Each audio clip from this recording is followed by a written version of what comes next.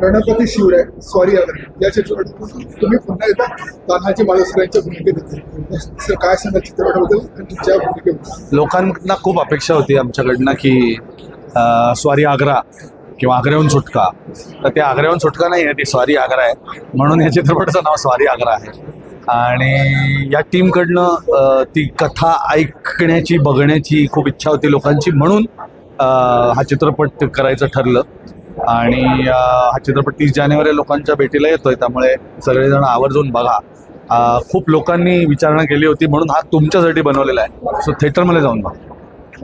महाराज कोण हा सगळ्यात मोठा प्रश्न होता, पण त्यावेळेला रायगडाने हा प्रश्न सोडवला. काय सांगितलं?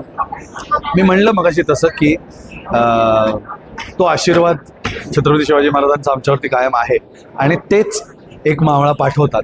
तसा आम्हाला अभिजित हा सुभेदारच्या वेळेसच मिळालेला होता आणि तेव्हापासून अभिजितला आम्ही जवळनं ऑब्झर्व करत होतो. आणि एखाद्या माणसाची इंटेन्सिटी, ती भूमिका सापडण्याची तळमळ ही आम्हाला सगळ्यांना त्याच्यात जाणवली. आणि त्याचा लुक आम्ही ट्राय करून बघितला आणि तो कसा दिसतो हे तुम्ही पण पाहिजे. लाईव्ह प्रोग्राम झाला, तुम्ही सगळे घोड्यावर आला, कसं वाटलं? कसं होतं? हा डिझाईनचाच भाग होता, कारण की आम्ही मुद्दामून असं ठरवलं होतं की या पद्धतीनेच आपण महाराज कोण आहेत आणि ते कसे दिसतात, तर ते सगळं लोकांपर्यंत पोचवावं. आणि म्हणून हा एक वेगळा प्रयोग की घोड्यावर नाही एंट्री.